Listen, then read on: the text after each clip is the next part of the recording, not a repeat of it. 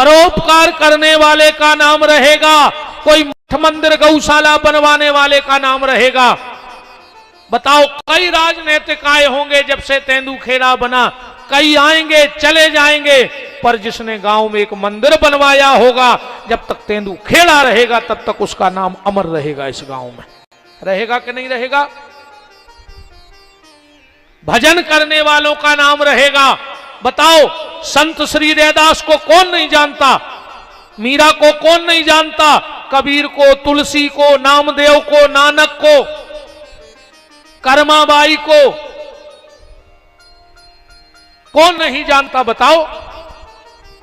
तो ये व्यास गद्दी कहती है कि जब तक सूरज चांद रहेगा, भजन और परोपकार करने वालों का नाम रहेगा।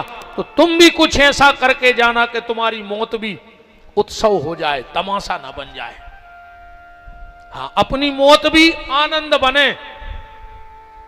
नहीं ऐसे तो कुत्ता मर रहा है रोज फोन लाइन पे, कौन दिन अपन ने पट दिए अभी भाई, वो फोन लाइन पे मर गए, तुम 4 पांव की खटिया पे मार दिए, और क्या कर ले उससे ज्यादा। पर तुम्हारी मौत मौत होनी चाहिए। समय का चक्कर चला, परीक्षित जी 45 साल के हो गए। एक दिन आ गए आखेट को शिकार खेलवे, एक गाय और बैल को बात कर देख रहे। अच्छा कछु कछु क्या थे महाराज, तुमने कछु भी नहीं रे, गज्जा बैल सोई बतियात हैं रे, वो 4 युग में बतियात थे। तो बोले हमसे काय नहीं बोलत, तुमसे ऐसे नहीं बोलत, तुम्हारे करम इतने अच्छे हैं कि तुमसे सगो भज्जा नहीं बोल रहा हो, तुमसे गांव की गंगे बोलन लगे, ऐसे बनो तो रे, तुमसे बगलवाओ नहीं बोलो चाह रहा हो, अब तुमसे गंगे बोलन लगे। वो किला ने बहुत कछु चाहने हैं कि तुमसे सब बोल भी तरस हैं। गाय बैल आपस में बात कर रहे थे, उसी समय काला कलूटा पुरुष आया और गाय बैल को पीटने लगा। राजा परीक्षित ने तलवार निकाली और कहा, रे दुष्ट, तू कौन है? तूने क्या सोच लिया कि गोविंद चले गए तो गोविंद की गैया और गोविंद के भक्त पे अत्याचार करेगा? तो सुन, जब तक ये गोविंद का भक्त राजा परीक्षित जिंदा है, ना गोविंद की गाय पे आंच आएगी और ना गोविंद के भक्तों पे आंच आएगी। तू है कौन? हाथ जोड़ के बोलो, साहब हम कलयुग। परीक्षित बोले, हमारे राज्य में? निकल जाओ मेरे राज्य से। कलयुग बोलो कि साहब 7 दीप 9 खंड, उदय अस्त लो राज, कहां जाए हम? इतनी कहूं रे अभी जगह दे दे। कलयुग बोलो हमारे जीते, परीक्षित बोले हमारे जीते जी तो तुम नहीं आ सका। कलयुग बोलो तो तुम्हें मारने पर फिर कैसे हम आओ आवो तो पक्को है, तो तुम्हें मानने पर जाओ, हम तुम्हें 4 जगह दे रहे, दूतम पानम स्त्रिया सूनम। कलयुग बोलो तो हम पहले ही से हैं, जहां हम नहीं हो ये काम होते ही नहीं होते। एक आध अच्छी जगह दे दे, क्या हूं रे अबे। परीक्षित जी बोले, जा बताओ तुम में गुण कितने हैं और अब गुण कितने हैं, वो हिसाब से तुम्हें जगह दें। कलयुग बोलो, साहब अब गुणों के तो हैं हम थोक भी व्यापारी, इतने हैं कि तुम्हारी जिंदगी ने कर जे गिनत गिनत, और हम मार जे गिनात गिनात, पर हम में गुण एक ही है। कौन सो? के गोकोटि दानम ग्रहणे सुकाशी, प्रयाग गंगा युत कल्पवासा, पर गोविंद नाम ना कदाचि तुल्यम। और युगों में हजारों साल तपस्या करो तो फल नहीं मिलत, तो पर कलयुग में अगर प्रेम से भगवान को नाव ले ले तो बेड़ा पार हो जाए। परीक्षित ने सोची, यार जो तो सही है यार, अकेलो नाव तो लेने। रामायण में लिखो ना, कलयुग केवल नाम आधारा, सुमर सुमर नर उतरहि पारा। कलयुग में अकेला नाम जपना है, पर कैसे? बोले मन क्रम वचन छाड़ चतुराई, चतुराई छोड़ के नाम लियो। तो भजत कृपा करे हैं रघुराय। कलयुग में नाम जप का बड़ा प्रभाव है। तो कलयुग बोलो कि साहब एक बात और सुन ले। बोले का? बोले अपने ते सीधो सीधो हिसाब चलत। बोले कैसो? एक बार का भौरे चार ही भज्जा बैठे, सतयुग, त्रेता, द्वापर और कलयुग। अच्छा, इन चार युगों में एक और विशेषता देखो। सतयुग में जो सिस्टम हतो वो अलग अलग हतो। राक्षस रहते अलग लोक में और देवता रहते मनुष्य अलग लोक में। कबों कबार में लत्ती सु लड़ाई होती, हजारों करोड़ों साल में एक आदमी लड़ाई। फिर त्रेता में तना ढील पर गई दे, एक ही युग में दो ही देन लगे। वही युग में राम जी माने वही लोक में, और वही में रावण। सो अच्छी ठनी रही। फिर आओ त्रेता, एक ही घर में दो ही पैदा हो गए। वही घर में युधिष्ठिर, वही में दुर्योधन, एक ही घर में दो ही पैदा हो गए। और कलयुग में एक ही शरीर में दो ही दे रहा है। तन्नक में अपन देवता बन जा तो तन्नक में राक्षसों का ही कर्म करन लगत। अच्छा, चार युगों में जो राक्षस थे उनमें अंतर है। सतयुग को सबसे बली राक्षस को आए हिरण्यकश्यपु। फिर आओ त्रेता, वो में राक्षस तनक कम होगा ना होगा, रावण 3 नाव को भोगा। फिर आओ द्वापर, ये में और कम होगा कंस 2 शब्दों को। वो कलयुग के राक्षस को का नाम बताओ? पता है को? कलयुग के राक्षस को नाम है मैं ये के भीतर जा घल गई कि मैं समझ ले वही राक्षस आए। मैं ऐसा कर सकता हूं, मैं ये कर दूंगा, मैं ये कर सकता हूं, समझ लियो को जो आए। और जो ज्यादा मैंने करी गोरे मार के बोकरा बन हो। भगवान के कार्य पूरी जिंदगी मैं तो बंद हो रहे खूंटा के कर मैं ऐसे नहीं करते बोकरा। ये पहले के वे यार जो कहते मेरे बिना कुछ हो ही नहीं सकता, ना समाज में, न गांव में, न क्षेत्र में। भगवान कहते बेटा जी ले के बाद तो बोकरा बन नहीं। तो जो मैं करे समाज को बोकरा बन है, गारंटी कहा। मंच पे नहीं बतियाने दद्दा कितना खास हो चाहे घर के हो। हाँ, ये सब बिल्कुल नहीं रज्जू के हम परिवार कथा करा रहे सो सकोच कहा हो। सगे बाप के ने कहा है 3 घंटा। ये तो ध्यान रखियो। हमारे पिताजी भी आते हैं तो सोचा थे बैठे में बगल में के कुछ का कह दे पागल है। हाँ, 3 घंटा तो ने जजमान के नहीं में हम इनको खा रहे सो इनको डरे हैं। तो मैं तो अच्छी नहीं लगे सोमा भाई नहीं दें। हाँ, बता दी कि 3 दिन की अच्छी। हमारी तो 2 ही गाड़ी बिल्कुल फुल रहे थे डीजल से। कहा हमारे मुंह में नहीं खड़ खाड़ो कहाँ का कह दे। मैं हमें रात में भागने पड़े। हम अपने ड्राइवरों से कहे हैं कि चाहे 10 रोटी हो मैंने डीजल ये सो राखियो कि 300-400 किलोमीटर तो भगा ही ले। मैं तो बिल्कुल 10 तुम्हारे तो अच्छी नहीं लगे कथा में। वही बता दियो कि महाराज हो गई 3 दिन आके हमारे तो निपटा लें।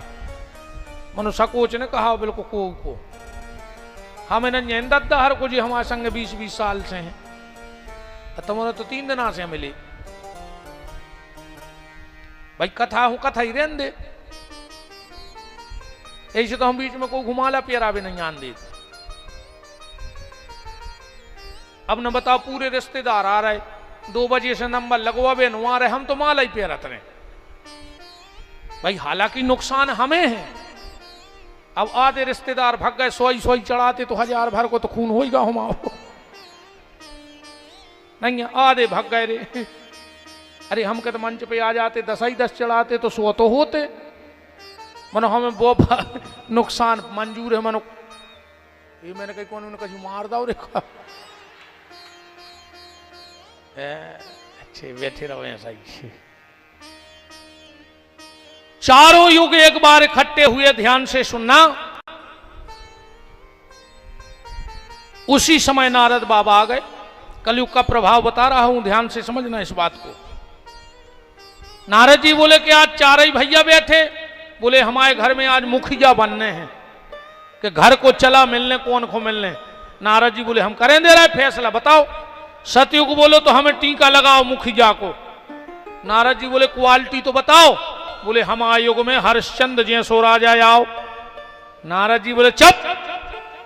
जब वो विश्वामित्र बाबा ने ठगो वो को मोड़ा मर गो, जब कहां गए थे तुम? तू न्याय प्रिय राजा नहीं भागते से। त्रेता बोलो तो हमें लगा दे अब टीका। बोले का है? बोले हम आए में राम जी भाई। नारद जी बोले का रे वे 14 साल नंगे फांव फिरे, जब कहां गए थे तुम? भागते से। द्वापर बोलो तो अब जो कल युग तो कौन दीन को है ना, हमें लगा दे टीका। नारद जी बोले बताओ तो। अरे बोले अपने में कृष्ण आए। नारद जी बोले का रे कंस ने 6 बाल बच्चे मारे हो के भगवान के माँ बाप जीवन भर जेल में डरे रहे, जब कहां गए थे? भागते से। नारद जी बोले कल युग तुम। कल युग बोलो देखो अपन आए हैं भैया भाई, ज्यादा अपने में लीला है नैया। कहो तो हम बताएं दे रहा है कि हम कैसे हैं। नारद जी बोले बताओ। कल युग ने हाथ करो उताई से गांव के बाहर मंदिर बन गओ रात में। 2 हते पक्के मित्र वे सवेरे जाते घूमबे। उनने देखो रे कि रात में भटरिया हती मंदिर बन गओ। अब गांव को तो जब जो ही पता नहीं कि मंदिर बन गओ, चलो चल गए सो गाय सो में 1 किलो सोने को घंटा बंदो। तो उनने सोची बन गओ काम जो खोल लीजिए, सोनो में सही महंगो है। दुर्भाग्य तो देखो रे देश को नहीं, सोनो महंगो होगा। अब तो एक विद्वान ध्यान दियो, पहले स्कंद में लिखो है कि सोनो माने कलयुग, और 11वें स्कंद के राम 18वें अध्याय के 16वें श्लोक में लिखो है धातु नाम अस्मिन कांचिनम। भगवान कह रहे सोनो माने हम। अब ये कई भागवत में 2 भती बात है। भगवान कह रहे सोनो माने हम, और व्यास जी कह रहे सोनो माने कलयुग। अब अपन का मानिए? सोने को कलयुग मानिए कि भगवान? व्यास जी से कही तुमने ये कई ग्रंथ में 2 भती बात काहे लिखी? व्यास जी बोले लिखी गई। बोले को फैसला करो। बोले हम अनन्य बस की। बोले फिर? बोले हाई कोर्ट चलो। पुराणों को हाई कोर्ट क्या है? रामचरितमानस। जज कौन है? गोस्वामी तुलसीदास जी। केस लगा। बोले व्यास जी ने 2 भते बयान दे दिए पे निर्णय। तुलसीदास जी बोले एक चौपाई निकाल ले, निर्णय हो जाए है। सोनो माने भगवान के, सोनो माने कलयुग। कौन सी चौपाई? रामायण की एक चौपाई है कि तुम ही निवेदित भोजन करही, अप्रभु प्रसाद पट भूषण धराई। ये चौपाई से भेद खुल जाता। अच्छा कौन कौन हो समझ में आ गई ये चौपाई से? हाथ उठा जो को नहीं आ गई। चलो जे बते हैं तो कल सोनी जी। अब हम कहा मांगे बड़े हैं अब? अरे भज्जी तुम बता दे जो कल सबको। हरिवर का जब तुम्हें समझ में आ गई अपन नई बात करो। अच्छा कौन कौन को समझ में नहीं आई वे हाथ उठाओ। अच्छा जिनने ने समझ बे पे उठाए ने समझ बे पे उठ के घरे जाओ। काय को धारी दद्दार हुए थे जबरन की जगह रूंद रहे। ऐसे तो नहीं बैठे रे एक जगह भाई। कथा एक एक करके सब भग गए रे। एक बब्बा बैठो रहो। महाराज ने कही बा यार तेंदुखेड़ा में एक श्रोता है। भगवान ने भी एक अर्जुन को कथा सुनाई थी, तेंदुखेड़ा को अर्जुन जोई कहाओ। महाराज लगे रहे 9 बज गए। उतरे। बोले दादा मान गए कि तुम श्रोता हो। वो बोलो महाराज हमें कथा अच्छी नहीं लग रही। बोले फिर? बोले जो हम आप गली चाय बेचो समझे कुआं बैठे के तुम उठ पारते तुम्हें की घड़ी बना के जाते। ऐसे तुम्हारे ने बैठे को 5-7 मिनट हुआ। हम तो विश्राम कराई ना आधी तुम में बैठे कि यार अब कैसे भागे कैसे उठे। अच्छा कछु ये डर से नहीं उठे कर जो पगला है महाराज को डांट दे। कछु को तो भागने आए मनो पे तो विधिया है। वे सोच रहे आज भर सूरज जाए कल हम ना वहां हैं इन्हें। सोना माने भगवान के, सोना माने कलयुग। इस चौपाई से समझो तुम ही निवेदित भोजन करही, प्रभु प्रसाद पट भूषण धरही। देखो संसार की जितनी वस्तुएं हैं उन सब में दोष है। गोस्वामी तुलसीदास जी ने लिखा है जड़ चेतन गुण दोषमय, जड़ और चेतन जितनी वस्तुएं हैं सब में दोष है।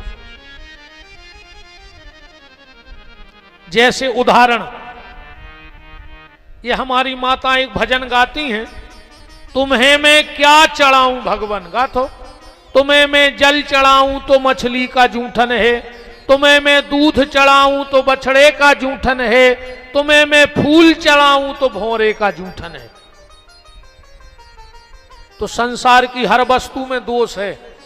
जल में दोष है, पर वही जल भगवान के चरणों से लग जाता है तो चरणामृत बन जाता है। अन्न में दोष है, पर भगवान को प्रसाद बन जाए तो दोष खत्म। जो चीज भगवान से जुड़ेगी उसका दोष खत्म हो जाएगा। उदाहरण, कीमत बढ़ जाए। जैसे एक बात बताएं, अपन घरे रोटी खा रहे हैं, ठीक, थाली में दाल और रोटी खा रहे हैं, इतने में को आगा क्या कर रहे, तो अपन क्या कहते हैं, अब आजकल की भाषा में तो कहते हैं खाना खा रहा है, खाना, जबकि खाना अच्छो शब्द नहीं है। खाना है बेशरमों को, जितने जी बेशरम रहते हैं जी खाना खाते हैं, वो तुमसे यार खुल के कह रहे हो कि खा ना, मैंने खाओ ने, अब तुम बैठ गए तो तुम बेशरम ने कहा है, बताओ।